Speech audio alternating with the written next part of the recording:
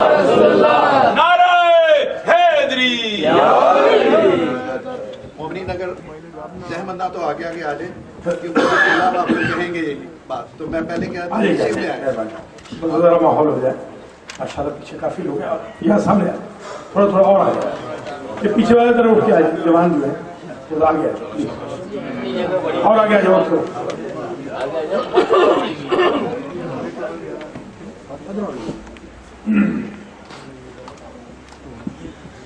اعوذ باللہ من الشیطان الرجیم. بسم اللہ الرحمن الرحیم. الحمد للہ رب العالمین بارئ الخلائق اجمعین والعاقبۃ لأہل التقوی والیقین. الصلاة والسلام علی سید الانبیاء والمرسلین سیدنا و مولانا ابی القاسم محمد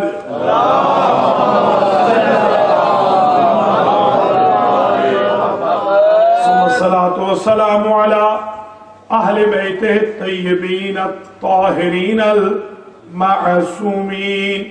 اما بعد فقد قال اللہ سبحانہ وتعالی فی کلامہ المجید وفرقانہ الحمید وهو اصدق الصادقین. بسم اللہ الرحمن الرحیم. انا زینا السماء الدنیا بزینۃ الکواکب. صلوات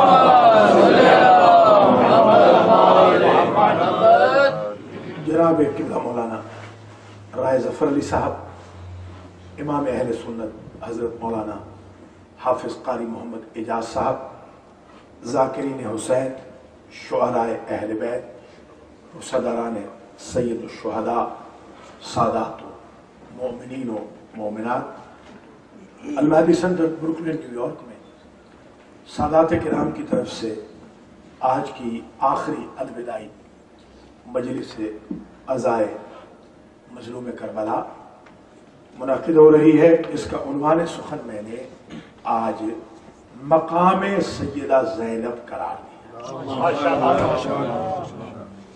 آج ہم سیدہ زینب کے بارے میں گفتگو کریں گے جو امین انقلاب کربلا.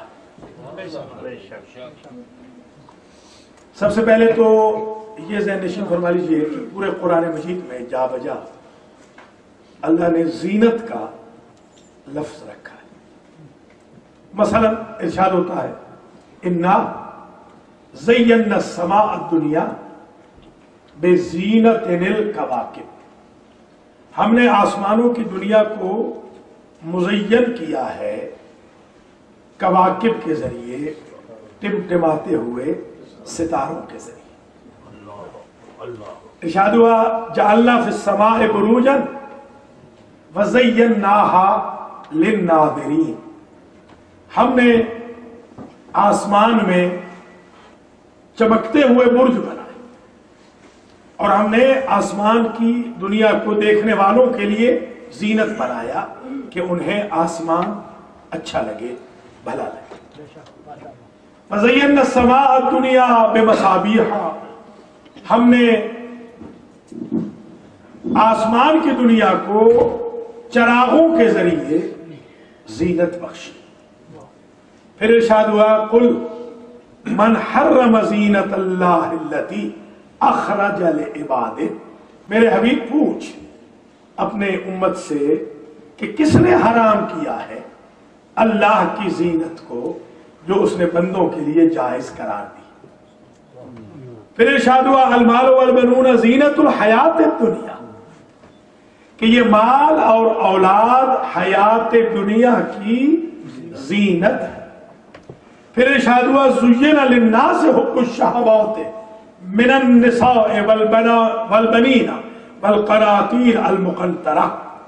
اللہ کی ذات نے زینت بخشی ہے، گھر آباد و شاد رہے اور دولت کی ریل پیل رہے، اولاد رہے، اہل خانہ رہے، یہ سب زینت ہے اللہ کی.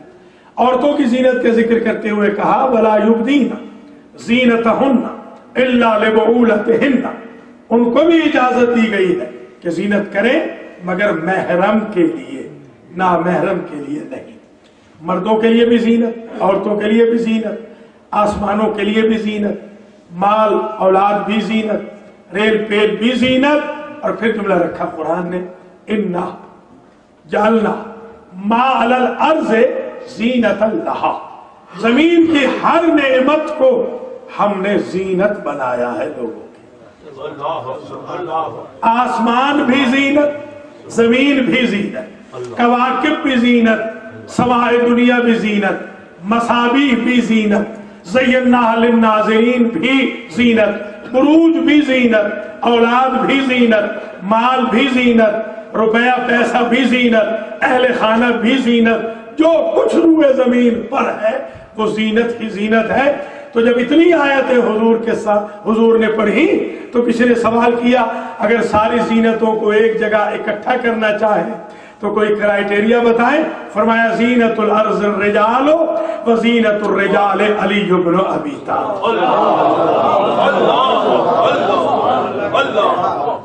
نعرہ تکبیر، نعرہ رسالت، نعرہ حیدری.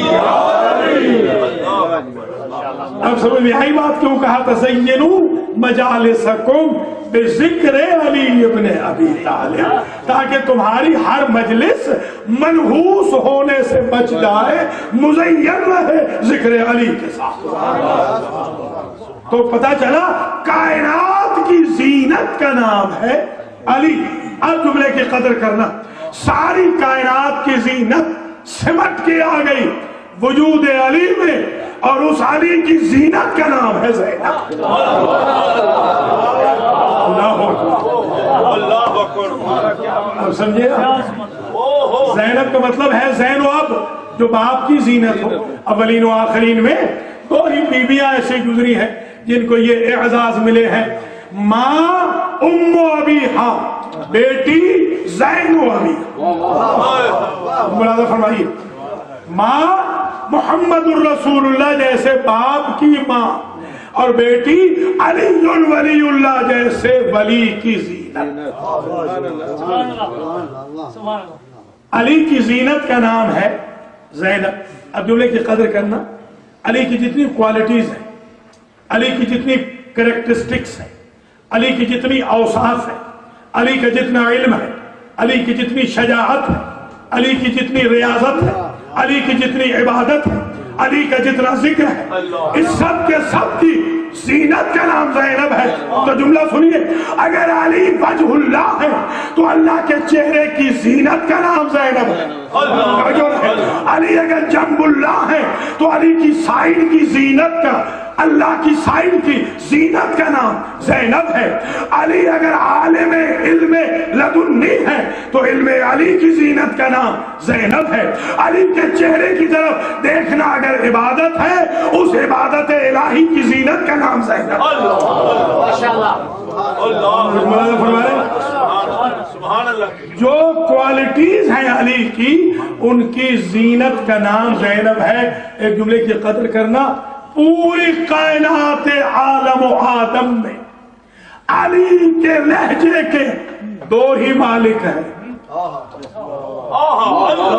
جملہ کہوں، پوری کائنات میں علی کے لہجے کے دو ہی مالک ہیں، ما فوق العرش خدا اور دربار میں سیدہ زینب. ہاتھ اٹھا کے نعرہ لگانا ہے، نعرہ تکبیر، نعرہ رسالت، نعرہ حیدری. نائے خوشنودی محمد و آل محمد صلوات.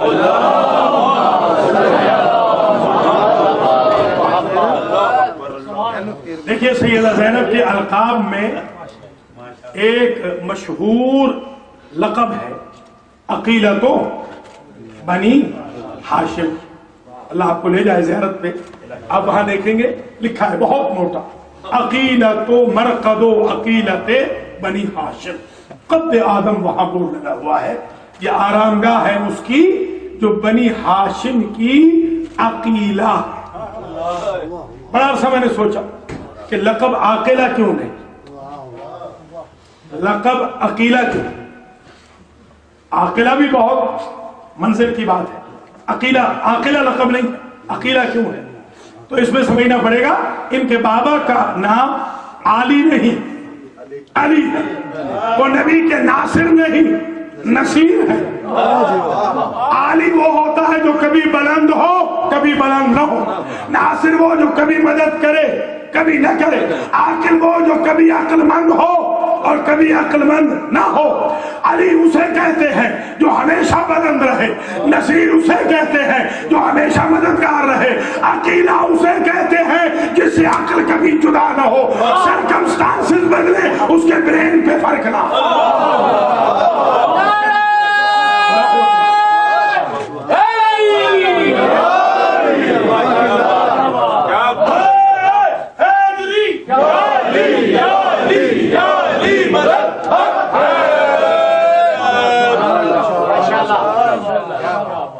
اب آپ کو سمجھانے کے لیے کہہ رہا ہوں کہ ان پڑھوں میں پڑھا لکھا ہونا یہ تو کمال ہے، پڑھے لکھوں میں پڑھا لکھا ہونا یہ اور کمال ہے، عجیب منزل فکر روٹین ہے ان پڑھوں میں پڑھا لکھا ہونا، مگر پڑھے لکھوں میں پڑھا لکھا ہونا یہ بہت بڑے کمال کی بات ہے۔ جس خاندان کی ہر فرد عقل مند ہو، جس خاندان میں نام کے بھی عقیل گزرے ہو، کوئی توجہ کر رہے ہیں نا، جس خاندان میں کوئی غیر عقل مند نہ ہو اس خاندان میں عقیلہ کہلانا فاطمہ کی بیٹی کا کمال ہے، اور جس خاندان میں ہر ایک خوبصورت ہو اس میں قمر بنی ہاشم کہلانا ام البنین کے لال کہلانا۔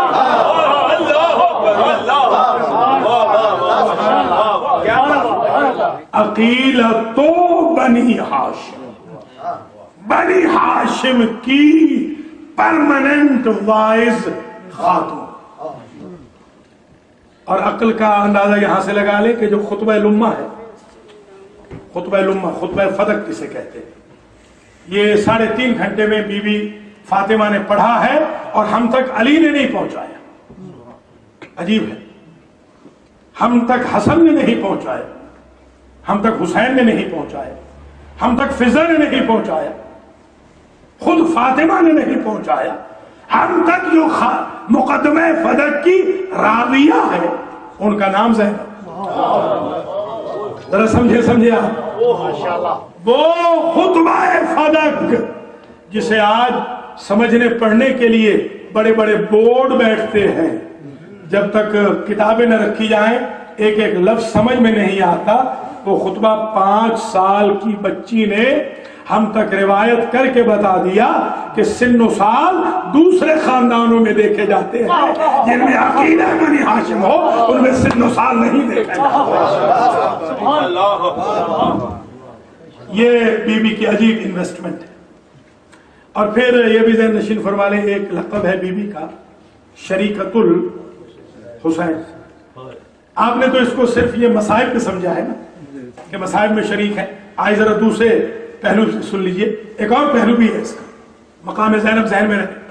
وہ پہلو یہ ہے کہ قرآن کہتا ہے اذهب الى فرعون، اے موسیٰ فرعون کے دربار میں جائیے، آپ جائیں فرعون کے دربار میں جا کے تبلیغ کریں۔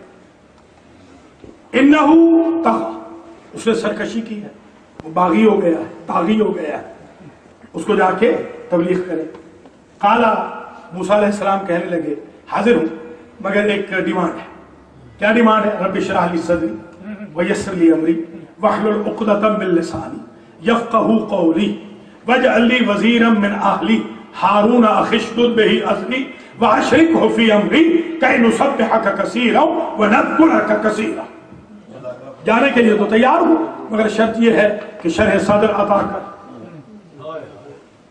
میری زبان کی گرہ کو کھول دے، توجہ رہے، زبان کی گرہ کھول دے تاکہ میں بات سمجھا سکوں، قوم بھی سمجھ سکے، اور میرے بھائی ہارون کو میرا وزیر بنا، توجہ رہے، اسے وَأَشْرِكْهُ فِي أَمْرِي، اور اسے میری رسالت میں شریک کر۔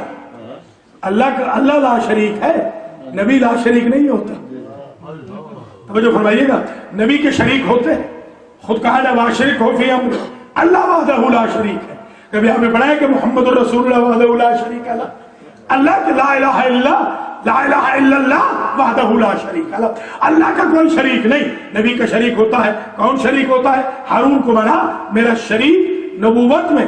ایک بات طے ہو گئی کہ جب اللہ نبی کو بھیجتا ہے فرعون کے دربار میں تو شریک بناتا ہے بھائی کو، وہ شریک رسالت ہوتا ہے۔ اب بات سمجھ میں آئی، جس طرح فرعون کے دربار میں ہارون شریک نبوت موسیٰ ہے، یزید کے دربار میں زینب شریک امامت حسین ہے۔ سمجھے ہیں یا نہیں آپ؟ نعرہ تکبیر، نعرہ رسالت، نعرہ حیدری۔ ماشاءاللہ ماشاءاللہ، سبحان اللہ سبحان اللہ۔ اس پوائنٹ آف ویو سے بھی کبھی سوچئے گا۔ میں اسی لیے عرض کرنا چاہتا ہوں کہ دیکھیے، آدم سے لے کر خاتم تک اسلام پروموٹ ہوا ہے، کمپلیٹ نہیں، کمپلیٹ ہوا ہے غدیر۔ یہ بات تو واضح ہے، پھر سمجھ لیجیے کہ آدم سے لے کے خاتم تک سب آئے تھے اسلام بتانے کے لیے، غدیر آئی تھی اسلام کو مکمل کرنے کے لیے۔ جملے کی قدر کرنا، غدیر میں اسلام مکمل ہوا ہے، محفوظ نہیں۔ سمجھنے کی کوشش کریں گے، مقام زینب سمجھ میں آئے گا۔ غدیر میں بابا کے اعلان ولایت کے ساتھ اسلام مکمل ہوا ہے، پروٹیکٹ نہیں ہوا، محفوظ نہیں ہوا۔ محفوظ کیا ہے اسلام کو کربلا نے، ماضی بچایا تھا اسلام کا، حسین نے مستقبل بچا گئی زینب۔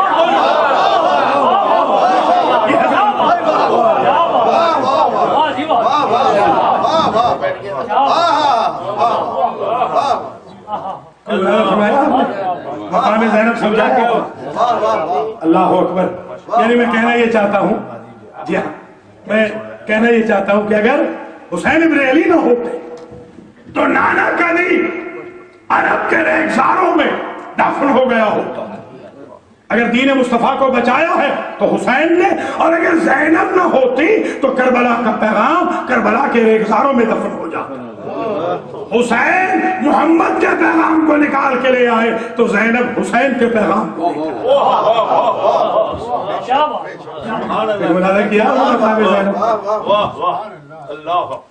یہی وجہ ہے کہ یہ القاب ہے جناب سیدہ زینب سلام اللہ علیہا کے۔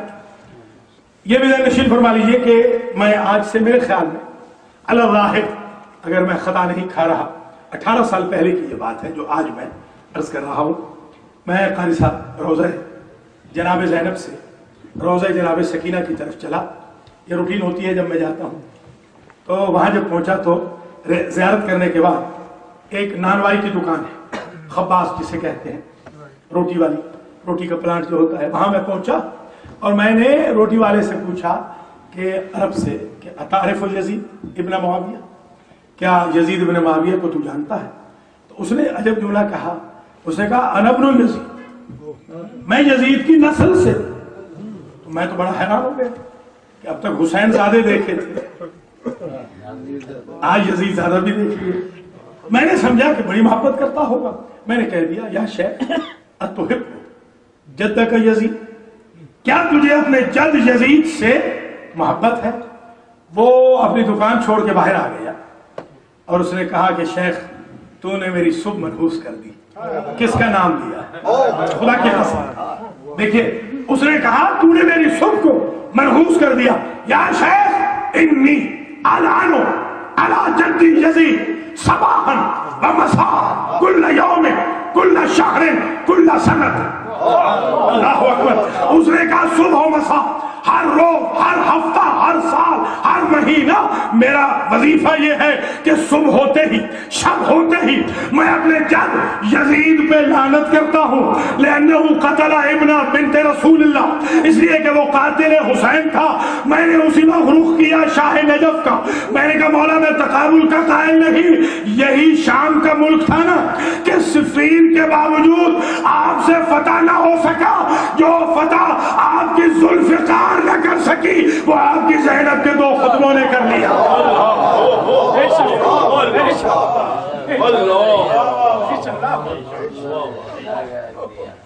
دیکھا ہے آپ نے مقام زینب، جناب زینب کا کیا مقام ہے، کس درجے پہ فائز ہے۔ ایک جملہ اور سن لیجئے، دیکھیے یہ جو والقمر قدرناہ منازل حتی عاد کالعرجون القدیم والشمس تجری لمستقر لها ذالک تقدیر العزیز العلیم۔ یہ شمس کے لیے ایک مدار معین ہے سورہ یاسین میں، قمر کے لیے بھی ایک محور معین ہے، نہ چاند اپنے محور سے ہٹتا ہے نہ سورج اپنے محور سے ہٹتا ہے، کواکب کا اپنا ہے۔ عجیب منزل فکر یہ ہے کہ یہ تقدیر نے محور معین کر دیا۔ اب اگر کسی کے کہنے پر سورج محور چھوڑ دے تو سمجھے کہ ان کا قضاء و قدر پہ کنٹرول ہے، باذن الہی وہ ولایت تکوینیہ رکھتے ہیں۔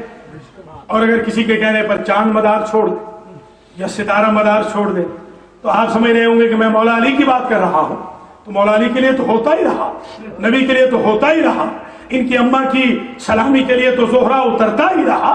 میں جملہ جناب زینب کا کہہ رہا ہوں کہ ادھر مدار ہے کہ سورج اپنی ذوفشانی کو مدار میں رکھتا ہے، چھوڑتا نہیں۔ ادھر ایک مرتبہ ایسے ہوا کہ سیدہ زینب کے سر سے مدینہ میں چادر سرک گئی، شام سے حجاب کر گئے۔ کوئی سمجھے ہیں؟ یعنی باپ اسے کہتے ہیں جو اپنی نماز کے لیے سورج پلٹا لے، زینت علی اسے کہتے ہیں جو اپنے حجاب کے لیے سورج کو حجاب میں ڈالے۔ بس آپ کی آنکھیں رو پڑی ہیں تو میں زیادہ زحمت نہیں دیتا، میں اسی طریقے سے سمجھاتا جاؤں مقام زینب کو۔ دیکھیے خطیب کے لیے آپ دیکھتے ہیں نا، آپ خطبہ کو اچھی ڈائٹ دیتے ہیں، غذا اچھی دیتے ہیں۔ آپ نے دیکھا ہے عموماً خطبہ بھی پانی استعمال کرتے ہیں یا میڈیسن استعمال کرتے ہیں۔ خطیب کے لیے ضروری ہے کہ ڈائٹ اچھی ہو، غذا اچھی ہو، تاکہ وہ فریش گفتگو کر سکے۔ خطیب کے لیے یہ بھی ضروری ہے کہ اس کی گردن مجبور نہ ہو، تاکہ وہ سر اٹھا کے بات کر سکے۔ خطیب کے لیے ضروری ہے کہ اس کے ہاتھ کھلے ہوں۔ بس آپ قدر کر رہے ہیں ماشاءاللہ، زیادہ میں زحمت آپ کو نہیں دے رہا ہوں، یہ آخری مجلس ہے۔ اللہ سادات کرام کو جزائے خیر جنہوں نے یہ مجلس رکھی ہے۔ خطیب کے لیے ضروری ہے کہ اس کے ہاتھ کھلے ہوں۔ اور سن لیجئے، خطیب کے لیے ضروری ہے کہ ماحول اچھا، ماحول نامناسب ہو تو خطیب بات نہیں کر سکتا، ایسے ہی ہے نا۔ خطیب کے لیے ضروری ہے کہ وہ ویل ڈریس، ہماری یہ آواز رہ جائے، ہم سے تقریر نہیں ہوتی۔ یہ سارے تقاضے ہیں خطابت کے۔ میں قربان جاؤں جو سوے مہینے کی بھوکی پیاسی ہے، میں دارین کو قربان کر دوں جس کے گردن میں رسی تھی، جس کے ہاتھ پہ سے گردن بندھے ہوئے تھے، جس کا ماحول یہ تھا کہ بھائی کے قاتلوں کا مجمع تھا۔ ویل ڈریس تو کیا، جس کے سر پہ چادر نہ، جس نے حیا سے اپنے بالوں سے چہرہ چھپایا۔ ایسے خطیب کو تو مر جانا چاہیے نا۔ کیا مقام ہے زینب، اس شیر دل خاتون نے کوفہ اور شام کے بازار اور دربار ہلا کے رکھ، اتنے مجبور بی بی نے اتنے مختار انداز میں خطبہ دیا کہ دنیا حیران ہوئی۔ کہتی ہے یزید کب قیدک وامکر مکرک وسع سعیک اللہ ناصر جوہرک۔ اے یزید، تو جو کرتب چاہتا ہے آج استعمال کر. جو چاند چلنا چاہتا ہے وہ آج چل، جو کوشش کرنا چاہتا ہے کوشش کر. کل یہ نہ کہنا کہ مجھے کسی نے روکا تھا. اللہ اکبر. ذرا سمجھیں، جناب زینب کے جملے دیکھیں دربار کے اندر. یزید جو تیرا دل چاہے تو آج کر. ایک بات میں تجھے بتا رہی ہوں، واللہ لا تمحو ذکر اللہ وہاں مقام زینب. بیوی کہتے تیرا نام لینے والا کوئی نہ ہوگا، ہم ہر کوچہ و گلی میں موجود. یہ آج جو آپ مجلس کر رہے ہیں یہ بی بی زینب کی اسی حسرت کا اعلان ہے. ہمارے ذکر کو تم مٹا نہیں سکے. سمجھے ذرا مقام زینب. اللہ اکبر. پھر ذرا دیکھیں بی بی کی عظمت دیکھیں. بھائی ہے بھائی، معصوم وقت، امام وقت، وہ بھی مشورہ کرتا ہے اپنی بہن سے، اور بھتیجا امام وقت ہے وہ بھی مشورہ کرتا ہے اپنی پھوپھی سے. جو امامت کی مشیر اس کا کیا مقام؟ موسیٰ نے وزیر مانگا تھا، یہ امامت کی مشیر. اللہ اکبر. اور پھر کتنا کانفیڈنس ہے. حسین بن علی چلتے وقت جو وصیت فرماتے ہیں تو کہتے ہیں یا اختی زینب لا تنسینی فی صلاۃ اللیل، مجھے تہجد کی نماز میں فراموش نہ کرنا. اس سے دو باتیں سمجھ میں آتی ہیں. ایک تو حسین کو کتنا اعتماد ہے اپنے اہل خانہ پر کہ سرکمسٹانسز جیسے بھی ہوں گے میری بہنیں تہجد کی نماز نہیں چھوڑیں. اللہ اکبر. اور پھر جناب زینب یہ کہنا چاہتے ہیں کہ مجھ جیسے امام کو بھی ضرورت ہے دعائے زینب کی. اللہ اکبر. ذرا غور فرمائیں. اللہ ایک طرف زینب کو وہ وصیت یاد، دوسری طرف بلوہ عام میں بہن. بلوہ عام میں رونا نہیں، یہ جو کہا تھا بالکل درست ہے. بیوی کو کہا تھا رونا نہیں، یعنی بلوہ عام میں نہیں رونا. دشمن یہ نہ سمجھے کہ ہم ہار گئے. بلوہ عام میں بیوی نے لہجہ علی بھی خطبے دیے. علی کے ساتھ رہنے والے صحابی غلط فہمی کا شکار ہو گئے کہ کیا قیامت آ گئی کہ علی کا لہجہ سن رہے. پتہ چلا وہ معراج محمد تھی، اس میں علی کا لہجہ استعمال ہوا تھا. یہ معراج حسین جس میں زینب کا لہجہ علی کے لہجے کی شکل میں استعمال ہو رہا ہے. اور پھر بس میں اس سے زیادہ زحمت نہ دوں. جب قیدیں رہا ہوئی، میں نے بھی بہت سارے قیدیوں کو آزاد ہوتے دیکھا ہے. ان کی فرمائش ہوتی ہے اچھے کپڑے لائے جائیں، اچھا کھانا لایا جائے. ہم اچھا کھانا نہیں کھا سکے، شربت لائے جائے، دودھ لائے جائے. میں قربان جاؤں، پہلی حسرت زینب کی ہے جب عابد بیمار نے کہا قیدیں رہا ہو گئی کیونکہ اماں، اور یزید نے کہا ہے کہ آپ جو مانگیں گے آپ کو دیا جائے گا. معلوم ہے بی بی کیا کہتی ہے کہ فہرست لکھو بیٹا سجاد، سب سے پہلے تمہارے بابا کا جلا ہوا امامہ چاہیے، اس لیے کہ امام حسین کو لوگوں نے جلتی ہوئی لکڑیاں ماری تھی. اللہ اکبر.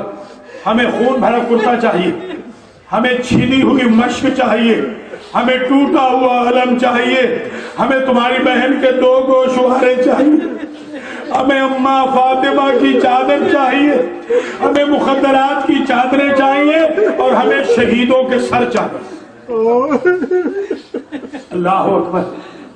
اور پھر جب کہا پھوپھی اماں کوئی اور خواہش ہے، جب یہ سب کچھ مل جائے، کہا ہاں بیٹا ایک خواہش ہے. یزید سے کہے ایک حجرہ خالی کرا دے، ہم اپنے بھیا کی مجلس نہیں کر سکے. یہ مجلس حسرت زینب، ہم اپنے بھیا کا ماتم نہیں کر سکے. 3 دن مسلسل یہاں ماتم ہوا، 3 دن مسلسل کربلا میں ماتم ہوا. نجف میں بھی گئے تھے، نجف میں بھی ماتم ہوتا رہا، راستے میں بھی ماتم ہوتا رہا. اور جب یہ لٹا ہوا قافلہ مدینہ پہنچا، بس میں آ گیا اپنے مقصد.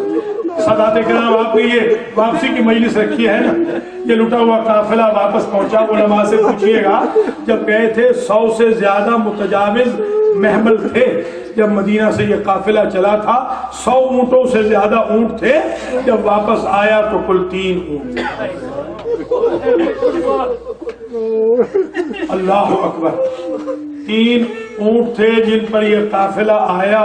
اور جب جوار مدینہ میں پہنچا تو بی بی زینب نے عجب جملہ کہا بیٹا سجاد ذرا قافلے کو روک. آج بھی وہ جگہ موجود ہے, اللہ آپ کو لے جائے حج پہ, دیکھیے گا مدینے میں وہ جگہ آج بھی موجود ہے جہاں عابد بیمار کا قافلہ رک گیا اور تھوڑے سے خیمے لگ گئے. بی بی زینب نے وجہ یہ بیان کی, بیٹا ہم اتنے اجڑ کے آئے ہیں کہ ہم ڈائریکٹ نانا سے بات نہیں کر پائیں گے, ہمیں سوچ کے جانا ہے کہ کیا بتانا اور کیسے بتانا ہے. دونوں بہنوں نے آپس میں مشورہ کیا. دونوں بہنیں کہتی ہیں بہن ایک بہن تم کرنا, دوسرا بہن میں کروں گی. یہ جو آپ نوحہ پڑھتے ہیں نا اور جواب ہوتا ہے, یہ زینب و ام کلثوم کی سنت ہے. سب سے پہلے نوحہ باقاعدہ زینب نے پڑھا, ام کلثوم نے پڑھا.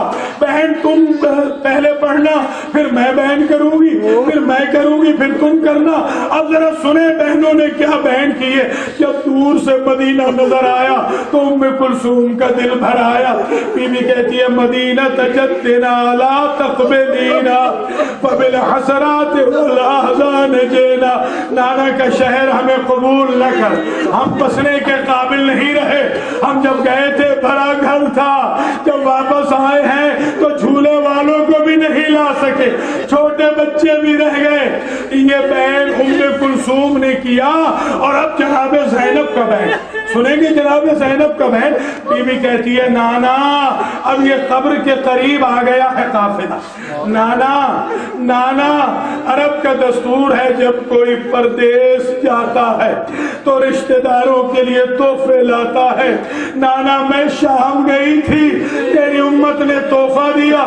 یہ کہہ کے علی کی بیٹی نے آستین الٹ دی اور کہا نانا یہ رسیوں کے نشان تیری امت کا تحفہ ہے. نانا ہمیں رسیاں پہنائی گئی, ہمیں بازاروں میں پھرایا, ہمیں درباروں میں کھڑا کیا.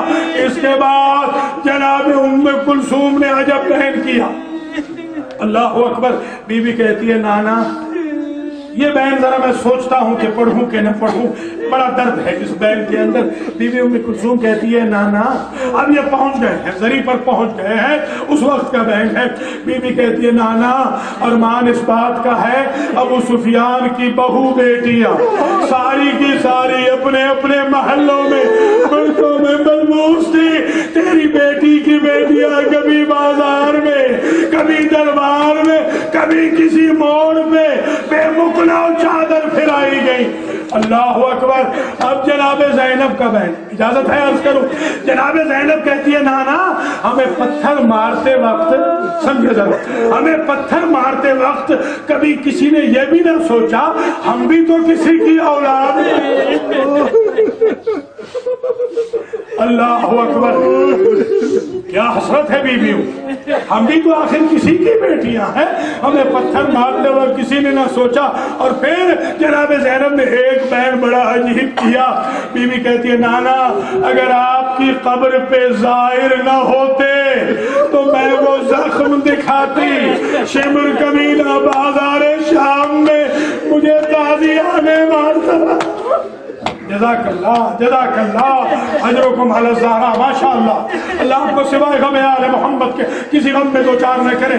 سادات کرام جنہوں نے آج کی مجلس کا اہتمام کیا ہے, بھائی خاور صاحب نے جن کے نام لیے ہیں, اللہ ان کے مرحومین کی مغفرت فرمائے. اللہ سب سننے پڑھنے والوں کو جزائے خیر دے.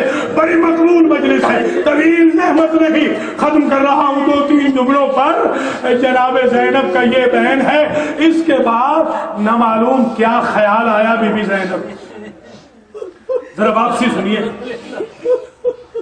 اس جملے سے پہلے ذرا یہ سن لیں کہ ایک مرتبہ جب سید سجاد نے بشیر کو بھیجا کہ بشیر جا کے منادی بن کے ندا دے محلہ بنی ہاشم میں کہ سادات پلٹ آئے. وہ جیسے ہی محلہ بنی ہاشم میں پہنچا اور اس نے یہ آواز دی اہل یثرب لا مقام لکم قتل الحسین فادموا مدرارو. جب اس نے آواز دی کہ سادات پلٹ آئے تو بشیر کے یہ جملے ہیں. اس کا رد عمل 3 لوگوں پہ ہوا. ذرا سنیے. پہلا رد عمل, بشیر کہتا ہے 5 سال کا بچہ دوڑتا ہوا آئے اور اس نے میری قبا کا دامن کھینچا اور اس نے کہا الرجا ابی املا, کیا میرا بابا بھی آ گئے؟ اگر سادات آ گئے تو میرا بابا بھی آ گیا. کہا تیرے بابا کا نام, اس نے کہا ابو الفضل العباس. یہ ایک بچہ تھا، اس کا نام عبیدہ لکھا گیا ہے۔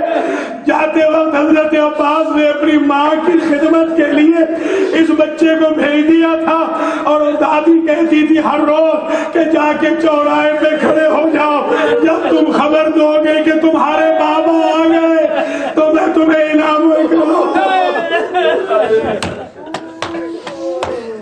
یہ ایک ریئیکشن، ایک رد عمل۔ دوسرا رد عمل، تھکنا نہیں، یہ آخری پرسہ ہے نا۔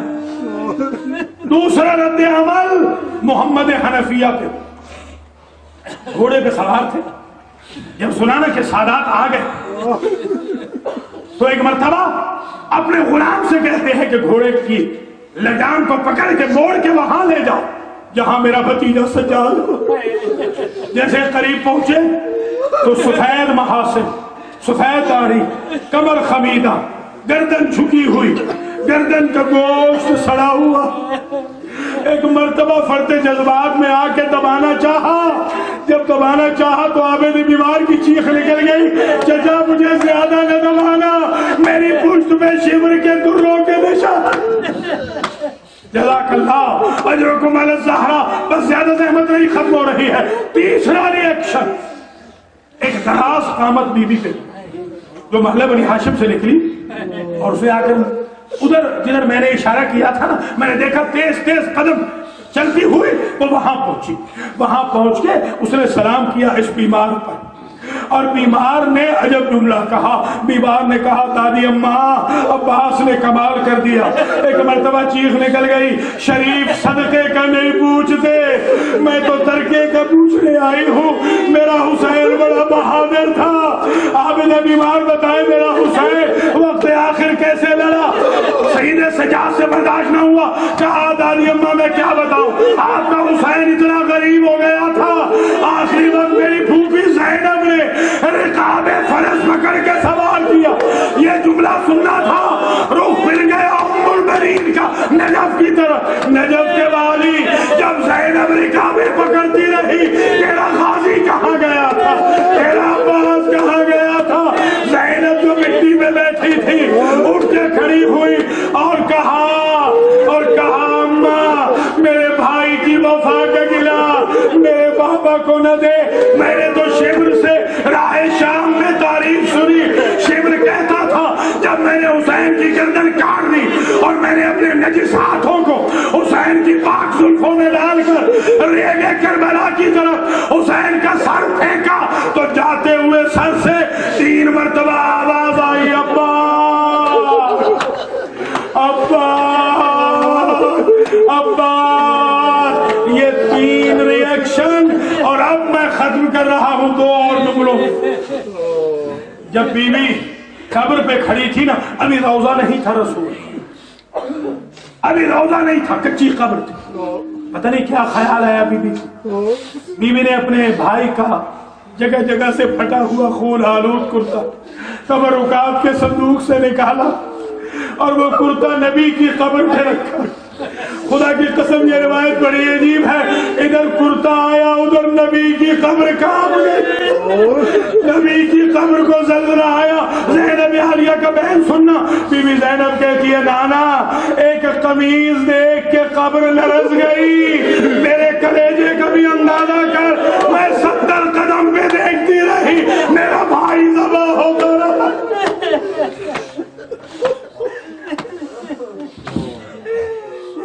بس میرے عزیزوں بہت رو چکے، بہت غصہ ہو چکا ماشاءاللہ۔ جب آپ کی کوئی بیٹی سدا ذرا تھکنا، آپ کی کوئی بیٹی دور گئی ہو نا سفر میں، اور راستے میں اسے تکلیفیں ہوئی ہوں ہزاروں، تو وہ آپ کو نہیں پتا،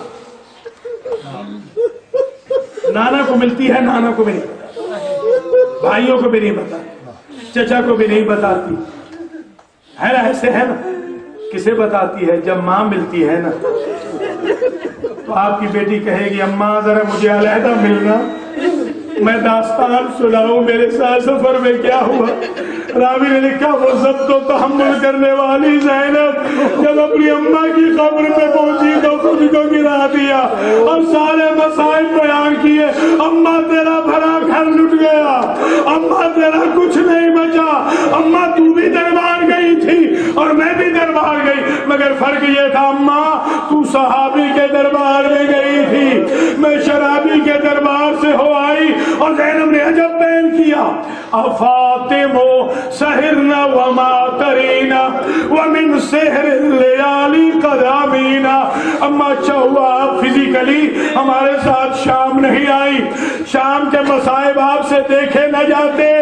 ان ظالموں نے ہمیں گلی گلی پھرایا, دربار دربار پھرایا اور ہمارے بچوں کو بھی سونے نہیں دیتے تھے. اگر کوئی سونے لگتا تو نیزے چپ ہوتے, ڈرے مارتے. اماں مسلسل جگراتوں سے ہماری آنکھوں کا نور اتنا ختم ہو گیا اب تو تیرا تعویذ قبر بھی نظر نہیں آتا. بس عزیزو زینب گھر چلی, اپنی میکی حویلی میں آئی اور جب زینب کی نظر پڑی نا بھائیوں کے گھروں پہ تالوں پہ تو زینب کا جگر پھٹ گیا. ایک دن تو میرے بھائیوں کے گھر آباد تھے, آج میرے بھائیوں کے گھروں پہ تالے پڑے ہیں. بس ایک ہی کام ہوتا, بھتیجا مصائب پڑھتا پھوپھی روتی رہتی, پھوپھی مصائب پڑھتی بیویاں روتی رہتی. ایک روز عبداللہ آئے اور عبداللہ نے کہا سید سجاد اپنی پھوپھی سے کہیے میرا گھر بھی تو انہی کا گھر ہے, ان کی کچھ اور اولادیں بھی ہیں, ایک روز تو اپنی سسرالی حویلی میں آ جائے. بی بی نے کہا عبداللہ سے کہہ دے بیٹا سجاد کل میں ظہر کے بعد گھر جاؤں گی. اب جو ظہر کے بعد چلنے لگی کونے میں سید سجاد کو روتے ہوئے دیکھا. بی بی نے کہا کیوں روتے ہو میرے لال؟ کہا عرب کا دستور ہے جب بیٹی میکے سے سسرال جائے اگر باپ زندہ ہو تو باپ ساتھ جاتا ہے, تحفے تحائف لے کے جاتا ہے, اگر بھائی موجود ہو تو بھائی جاتے ہیں, بھائی نہ ہو تو بھتیجے جاتے ہیں. میں سوچ رہا ہوں بی بی اماں میں اتنا اجڑ گیا ہوں کہ میں دوں تو کیا دوں, کہا مجھے تم ذرا میری حویلی میں چھوڑاؤ. سید سجاد چھوڑ کے آئے, بی بی آنگن میں بیٹھ گئی, بی بی رونے لگی. عبداللہ کی آنکھوں کی بینائی کمزور تھی, ابھی واپس نہیں آئے تھے, مستی سے جو واپس آئے عبداللہ نے پہچانا نہیں. عجب جملہ کہا اے میری بچیوں میں نے جو تم سے کہا ہے اگر کوئی مانگنے والی آئے تو میرے انتظار میں نہ بٹھایا کرو, اسے خیرات دے دیا کرو, سادات معاف کر دینا. زینب مٹی سے اٹھی اور کہا چچا جایا اب مانگنے کو کیا رہ گیا, جس کا حسین نہ رہا, جس کا غازی نہ رہا, جس کا اکبر نہ رہا, جس کا کوئی نہ رہا وہ مانگے تو کیا مانگے. اور رخ کیا کربلا کا, بھیا تیری شہادت نے ہمارے حلیے بگاڑ دیے, ہمارا شوہر نہ پہچان سکا ماتم حسین.